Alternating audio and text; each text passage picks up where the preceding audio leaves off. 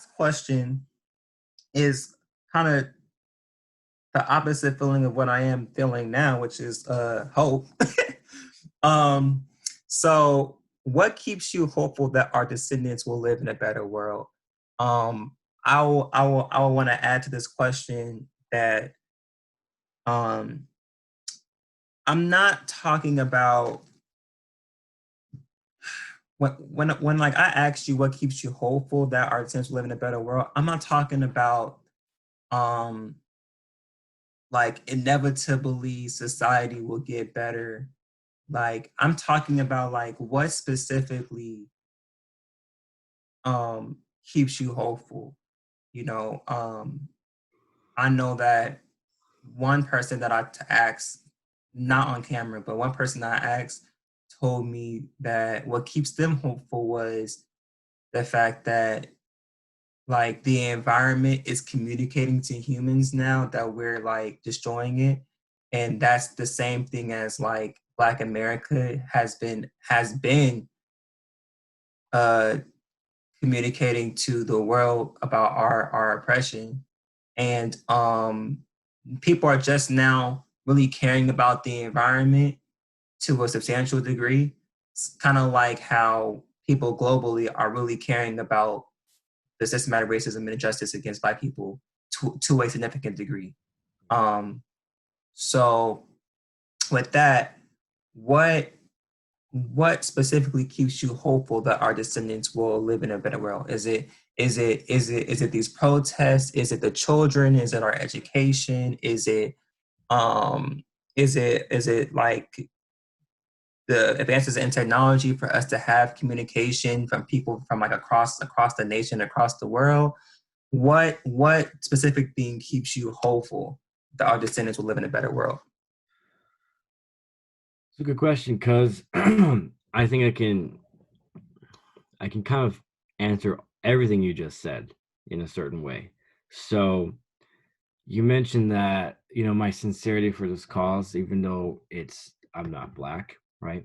I don't have the same, I will never be able to understand the fact that I can try my best to, even though I can never do it, the fact that I can be an ally, I can be out there and I can do what I can.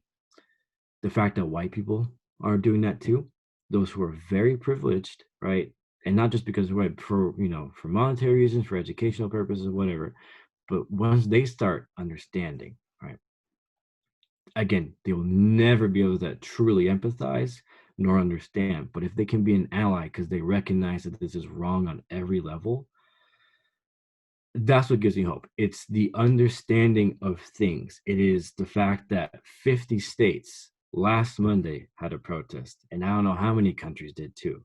The fact that and I mentioned the bad apple thing earlier because that's what many people like to use, right? I don't like using it because I think I agree with you completely. It is not apples, it is the system. It is the complex that has been built to oppress, right? People are starting to understand that now. People are seeing that now that you have an unfortunate death of a young white female due to tear gas, right, which is confirmed. Uh, People are like, wow, the police are now indiscriminately doing this, right? And people, who might not see more than what they see around them, will be like, well, so this has been happening to my friends for so long, to their parents, for hundreds of years, and this just now happened to me. Like, I will never be able to understand that, right? I just had my friend pass away, but I've had people who have had their families taken away from them for no reason, right? So for me, what gives me hope is understanding and educating yourself. Because I actually had a really unfortunate discussion with a friend that I don't talk to anymore because I try my best to communicate what's going on, right? And there is always a refute to a fact. There's always a refute to something that is very personal, right? So people like that will don't give me hope because then it's like you're just feeling the problem. You're not facing reality. But for those who have been like, you know what, I'm super for cops, I'm Blue Lives Matter, but then they start understanding what that really represents, right?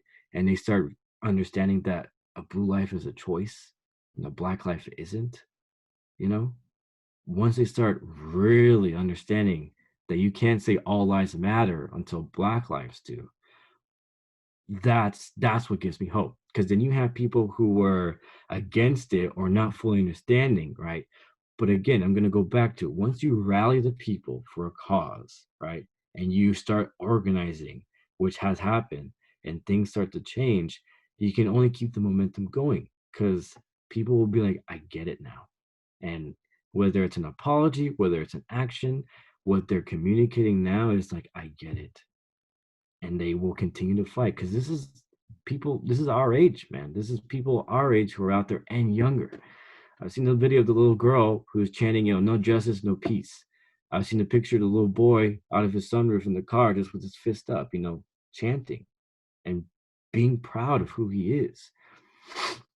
That's what gives me hope, because we can only continue this fight. Because you're right when you said this earlier. Racism might not end, might not ever end, right? Especially in our lifetimes. Uh, so we can only, this will have to continue, and hopefully, and I really hope that no more deaths on both sides, right? Because a life lost is a life lost, right? Have to occur for these things to happen, but that protests continue, that signing petitions, that communicating, and that eventually more and more people will start to let go of their preconceived notions and open their eyes to the rest of the world and not look just directly in front of them. Because many people have the privilege to turn off the TV, right, and go about their day and not worry about it. I have friends who can't sleep. I can't sleep sometimes. And I've, between studying for my certification exam and this, it's been really hard because this is bigger than me. It's also involving me in many cases. So it's like, there's this, it's a real thing. It's not just, I'm gonna turn off the TV and ignore. We can ignore the rioting that occurs after somebody's football team loses or after they win, right? Because that's happened, and we look at it like, oh, ha ha ha, you're destroying public property. The guy's on a lamppost about to jump off. Okay, cool, we don't bat an eye to that. Police go in, clean up, or whatever. But when this happens, right, you can't turn away. You have to listen, you have to talk. And if you don't understand, and I'm very happy for the people who have openly said, I don't understand and I want to learn. That is not saying, oh, Black lives never mattered to me. It's like, I did not understand the gravity of what's going on, and now I want to, because this is bigger than me. This is bigger than my privilege. So to those people who are doing that, that's what gives me hope, right? Because people can change. And hopefully they're not racist to begin with, but those, again, who aren't super informed and educated, that say, I want to be, because this affects me too. These affects, in regards to athletic training, my athletes, right? I mentioned, the moment I knew I belonged in this profession was when I was interning at a local high school that had predominantly Black athletes, that was 80% Latinx, right? A true minority school that nobody batted an eye to. Nobody wanted to hear these kids' stories, but I heard them all. And those are my 2 cents regard to athletic training, but I do know that I can be an impact in that realm, that I can be a source and a voice for those who are unheard, because that's what it comes down to in the end. People are speaking out after so many years of not being able to speak out, right? And people who have been against it or who didn't fully understand are now speaking with them. And a movement can only continue with more and more people.